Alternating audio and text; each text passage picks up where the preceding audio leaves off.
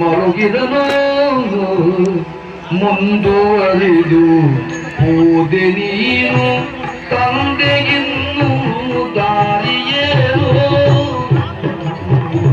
ಮುಂದುವರಿದು ಹೋದೆ ನೀನು ತಂದೆಗಿನ್ನು ದಾರಿಯೇನು ಬಂದಿಲ್ಲ ಧೈರ್ಯ ಕುಂದಿದಯ್ಯೋ ಬಂದು ಧೈರ್ಯ ಇಲ್ಲ ಕುಂದಿದಯ್ಯೋ ಬೆಳಕು ನಂದಿದಯ್ಯೋ ಧೈರ್ಯ ಕುಂದಿದಯ್ಯೋ ಬೆಳಕು ನಂದಿದಯ್ಯೋ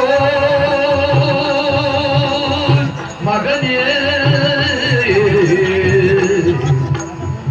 ಒಂದು ಧೈರ್ಯ ಬೇಡವಿಲ್ಲ ಕುಂದಿದಯ್ಯೋ ಮಗನೇ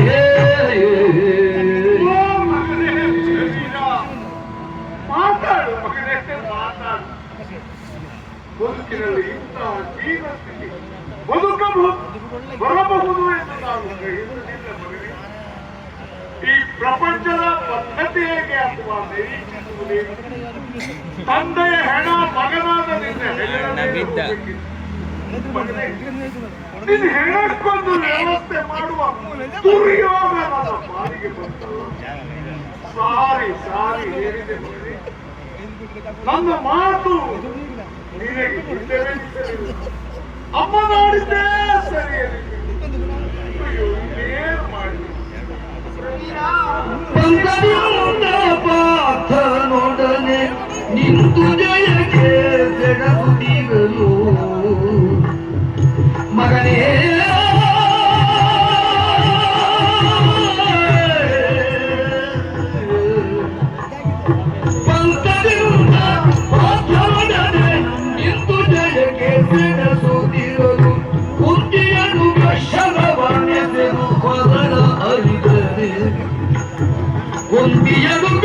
ಶರವನೆಸೆದು ಕೊರನರಿದನೆ ಎನ್ನ ಕರುಳ ಮುಗಿದನೆ ಕುಂತಿಯನುಗ ಶರವನೆಸೆದು ಕೊರಳನರಿದನೆ ಎನ್ನ ಕರುಳ ನುಗಿದನೆ ಮಗನೇ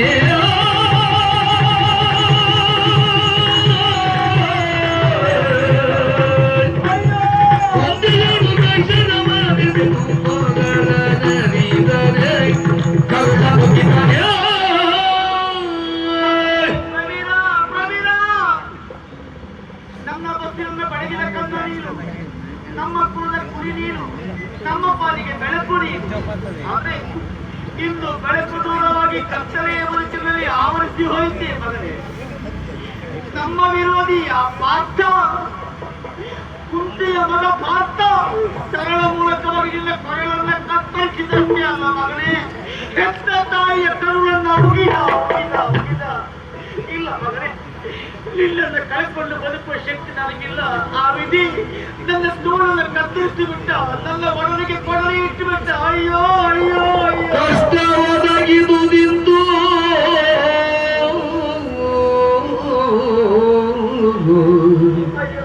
ಕಷ್ಟ ಒದಗಿದು ನಿಂತು ಆಹಯದ ದೆಸೆಯಿಂದ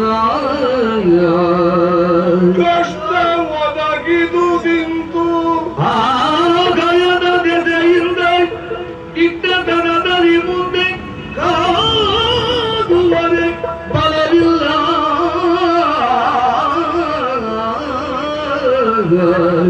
ದಿಟ್ಟತನದಲ್ಲಿ ಮುಂದೆ ಕಾದುವರೆ ಬಲವಿಲ್ಲ, ಕಾದುವರೆ ಬಲವಿಲ್ಲ.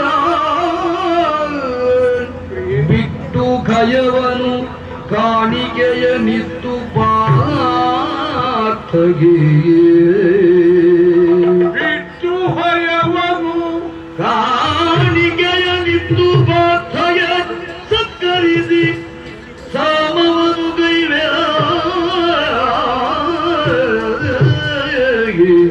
ಪಾರ್ಥಗೆ ಕಾಣಿಕೆಯ ನಿತ್ತು ಸಾಮವನು ಗೈವೆ. ಕಷ್ಟ ಒದಗಿದು ಎಂದು ಆಗಯದ ದಿಸೆಯಿಂದ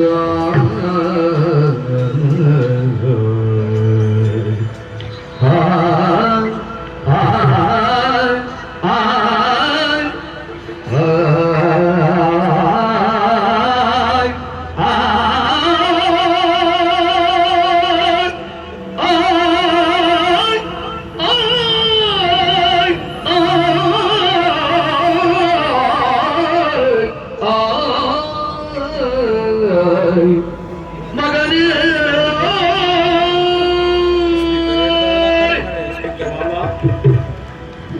10 ತಿಂಗಳು ಕಾಲ ಹೊತ್ತು ಹೆತ್ತು ಸಾಕಿ ಸಲಹಿದ ಮಗನ ಕಳಕೊಂಡ ನಿನ್ನ ನೋವು ನನಗೆ ಅರ್ಥ ಆಗ್ತದೆ. ಸತ್ತವರಿಗಾಗಿ ಅತ್ತರೆ ಸತ್ತವರು ಮರಳಿ ಬಂದರೆ ಹಾಗೆಂದು ಏನು ಮಾಡುವುದು? ಮಗನ ಸಾವಿಯ ಕಾಲವಾದ ಪಾತ್ರವನ್ನು ಎದುರಿಸೋಣವೇ? ಸೇನಾ ಬಲ ನನಗಿಲ್ಲ, ನನ್ನಲ್ಲಿಯೂ ಧೈರ್ಯ. ಒಂದು ದಾರಿ, ಯಾವಾಗಲೂ ಪ್ರಾಜ್ಞನಾದವ ಕಳಕೊಂಡದ್ದಕ್ಕಾಗಿ ಯೋಚಿಸಬಾರದು, ಉಳಿದದ್ದನ್ನು ಉಳಿಸಿಕೊಳ್ಳುವುದಕ್ಕಾಗಿ ಯೋಚಿಸಬೇಕು. ಅದಕ್ಕೆ ನಾನೊಂದು ತೀರ್ಮಾನ ಕೊಟ್ಟಿದ್ದೇನೆ. ಮುತ್ತು ರತ್ನಾದಿಗಳನ್ನ ತೆಗೆದುಕೊಂಡು ಹೋಗಿ ಪಾರ್ಥನ ಪಾದದಡಿಯಲ್ಲಿ ಇಟ್ಟು ಅವನಿಗೆ ಶರಣಾಗುವುದೇ ಸರಿ ಎಂದು ನಾನು ಯೋಚಿಸಿದ್ದೇನೆ.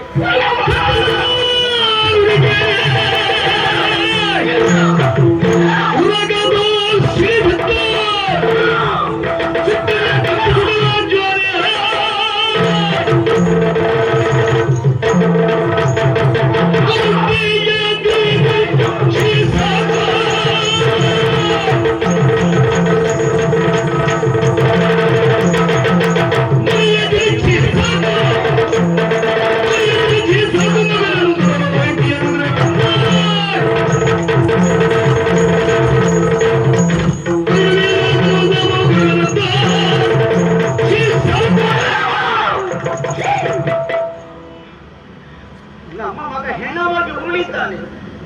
ನಮ್ಮ ಮಡಲಿ ದುಃಖದ ಅಗ್ನಿ ಹೊತ್ತಿ ಉರಿತಾ ಉಂಟು. ನಮ್ಮ ಮಗನ ಸಾವಿಯ ಕಾರಣ ಅವನ ಸಮ್ಮುಖದಲ್ಲಿ ಹೋಗಿ ನುಡಿಯದಿರಿಚಿ ಸಾಕು. ನಿಮಗೇನು ಬರಗಾಲ ಬಂತು? ಮಗ ಹೆಣಸಿಡುವುದಕ್ಕೆ ಬೆಂಕಿಯಿಂದ ಸಾಲವ ಕೇಳ್ತಿಲ್ಲ ಅವನಲ್ಲಿ. ಅದಲ್ಲ ಅಂತ ಆದ್ಮೇಲೆ ನಾವು ಬದುಕಿದ್ದೇನು ಪ್ರಯೋಜನ? ನಮ್ಮಲ್ಲಿ ಸೇನೆ ಕಡಿಮೆ ಇರಬಹುದು, ನಮ್ಮೊಳಗೆ ಉರಿ ಹಾಗೆ ಉಂಟು. ಈ ಉರಿಯನ್ನ ಯಾವ ಕಾಲಕ್ಕೂ ನಾವು ಬಿಡಬಾರದು. ನಿಮ್ಮಲ್ಲಿ ಆಗುವುದಿಲ್ಲ ಅಂತಾದ್ರೆ ನಾನು ಪಾರ್ಥನ ಬಿಡಲ್ಲ.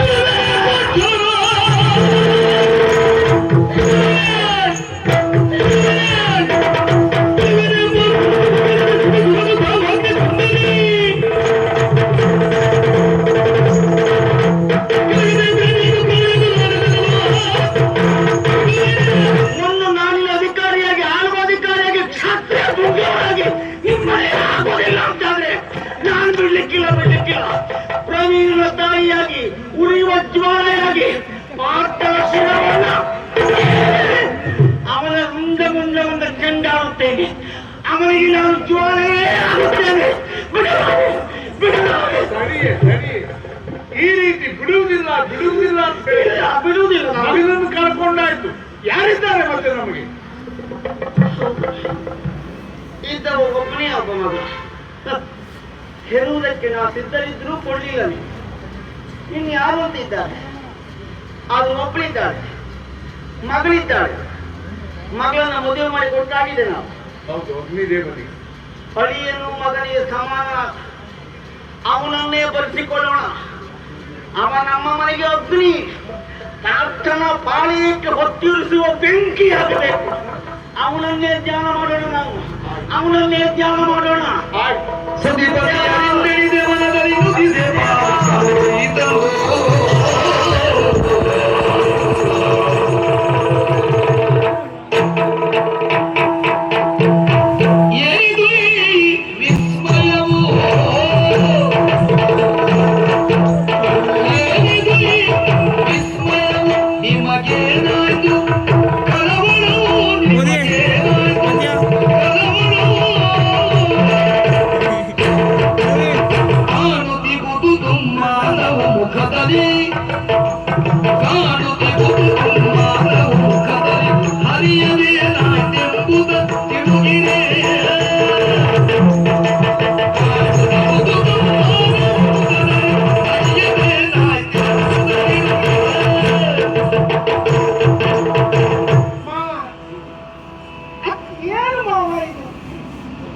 ನಿಜವಾಗಿ ಈ ಪರಿಸ್ಥಿತಿ ಹೀಗೆ ಇಲ್ಲಿ ಇರಬಹುದು ಎನ್ನುವ ನಿರೀಕ್ಷೆ ನನಗೆ ಇರಲಿಲ್ಲವಾಗಿ.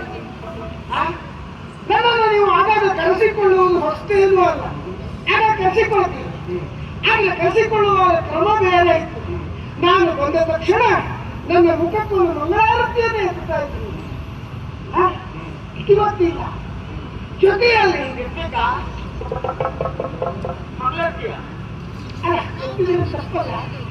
ಹಿಂದಿದ್ರೆ ಬೇಸರ ಜೊತೆಯಲ್ಲಿ ನಿಮ್ಮ ಕಣ್ಣಲ್ಲಿ ನಿಮ್ಮ ಮುಖ ಬಾಡಿದೆ, ನಿಮ್ಮ ಕಣ್ಣಲ್ಲಿ ನೀರು ಧಾರಾಕಾರವಾಗಿ ಬರ್ತಾ ಇದೆ. ಅಲ್ಲ, ನಿಮ್ಮ ಮುಖ ಬಾಡುವುದು ಕಣ್ಣು ನೀರು ಬರುವುದು ವಿಶೇಷ ಏನಲ್ಲ ಬಿಡಿ. ಹಾಗಂತ ಅತ್ತೆಯವರು ಅವರ ಕಣ್ಣಲ್ಲೂ ನೀರು ಜೊತೆಯಲ್ಲಿ ಕಣ್ಣಲ್ಲಿ ಕಿಡಿಯನ್ನು ಸೂಸುತ್ತಾ ಇದ್ದಾರೆ. ಯಾಕಂದ್ರೆ ಅತ್ತೆಯವರ ಕಣ್ಣಲ್ಲೆಲ್ಲ ನಾನು ಕಣ್ಣೀರು ನೋಡಿದ್ದೇ ಇಲ್ಲ. ನನ್ನ ಹೆಸರು ಜ್ವಾಲೆ ಅಂದ್ರೆ ನಿಮ್ಮ ಕೊಬ್ಬರಿ ಕಣ್ಣೀರು ಹಾಕ್ಸೋರು ಅಂತಲ್ಲ, ಆದ್ರೆ ನೀವು ಕಣ್ಣೀರು ಹಾಕಿದ್ ಮಾಡ್ತಾರೆ. ಹೌದು, ಆದ್ರೆ ಇವತ್ತು ನಿಮ್ಮಲ್ಲಿ ಕಣ್ಣೀರು ಕಾಣಿಸ್ತಾ ಇದೆ, ಕಣ್ಣಲ್ಲಿ ಕಿಡಿಯೂ ಸೂಸುತ್ತಾ ಇದೆ. ನೀವು ಉಳಿತಾ ಇದ್ದೀರಿ. ಅಂತಹ ಪರಿಸ್ಥಿತಿ ಏರ್ಪಡಿದೆ. ಇಡೀ ನಭಾಮಂಡಲವೇ ತಲೆಯ ಮೇಲೆ ನಭಾಮಂಡಲವೇ ತಲೆಯ ಮೇಲೆ ಕುಸಿದವರ ಹಾಗೆ ಹತಾಶರಾಗಿ ಕುಳಿತಿದ್ದೀವಿ. ಅಂತಹದ್ದು ಏನಾಯ್ತು? ಏನೇ ಬಂದರೂ ಎದುರಿಸುವಂತಹ ಸಾಮರ್ಥ್ಯ ಉಂಟು. ನಾನು ಲಾಲಿಸು ಹುತವಗನ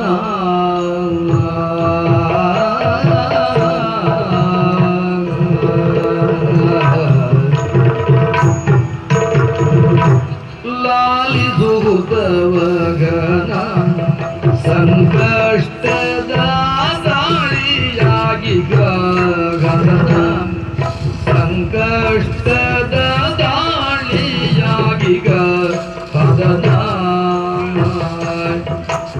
ಬಾಲ ಪ್ರವೀರ ಪಡವರ ಶ್ರವನು ಕಟ್ಟಿ ಬಾಲ ಪ್ರವೀರ ಪಡವರ ಶ್ರವನು ಕಟ್ಟಿ ಕಾಳಗದಲ್ಲಿ ಮಡಿದ ಗೋಳುಣಿಸಿದ ಕಾಳಗದಲ್ಲಿ ಮಡಿದ ಗೋಳುಣಿಸಿದ. ಹೇಳುವುದಕ್ಕೆ ಕಷ್ಟ ಆಗ್ತಾ ಇದೆ. ಅದು ಹೇಳಿದ್ರೆ ನನಗೆ ಅರ್ಥ ಆಗುವುದಿಲ್ಲ ಮಾವ. ಅದೇ ನಿನಗೆ ಅರ್ಥ ಆಗುವುದಿಲ್ಲ ಅಂತ ಅದಕ್ಕೆ ಹೇಳುದು. ಹೇಳಿ ಕಷ್ಟ ಆಗುದು. ಯಾಕೆಂದ್ರೆ ಭಾರತ ಯುದ್ಧ ಮುಗಿದ ಮೇಲೆ ಧರ್ಮರಾಯನಿಗೆ ಒಂದು ಹತ್ಯಾ ದೋಷ ನನಗೆ ಬಂತು ಎಂಬ ಕಾರಣಕ್ಕಾಗಿ ಹೊರಗುತ್ತಿದ್ದಾಗ ವೇದವ್ಯಾಸರ ಶ್ರೀಕೃಷ್ಣನ ಆಶೀರ್ವಾದ ಮಾರ್ಗದರ್ಶನದಿಂದ ಅಶ್ವಮೇಧ ಮಾಡಿದ. ಊರೆಲ್ಲ ಸುತ್ತುತ್ತಾ ಇರುವ ಕುದುರೆ ಮಾಹಿಟ್ ಮತಿಗೆ ಬಂತು. ಇದು ಬಂತ ಅಂತ ಕೇಳು ಕಳಿಸದೆ ನೀನು ಆಗಾದಲ್ಲ. ಆಮೇಲೆ ಅದನ್ನ ಕಂಡಂತ ಮಗ ಪ್ರವೀರ ಕುದುರೆಯನ್ನ ಕಟ್ಟಿದ. ಸಾರಿ ಸಾರಿ ಹೇಳಿದೆ ಬೇಡವರೊಡನೆ ಯುದ್ಧ ಕೇಳದೆ ಯುದ್ಧಕ್ಕೆ ಹೋದಂತ ನನ್ನ ಮಗ ಪ್ರಿಯ ಈ ಲೋಕ ತ್ಯಜಿಸಿ ಏನು ತಪ್ಪು ಮಾಡಿ ಶ್ರೀನಿವಾಸನ ದಯದಿ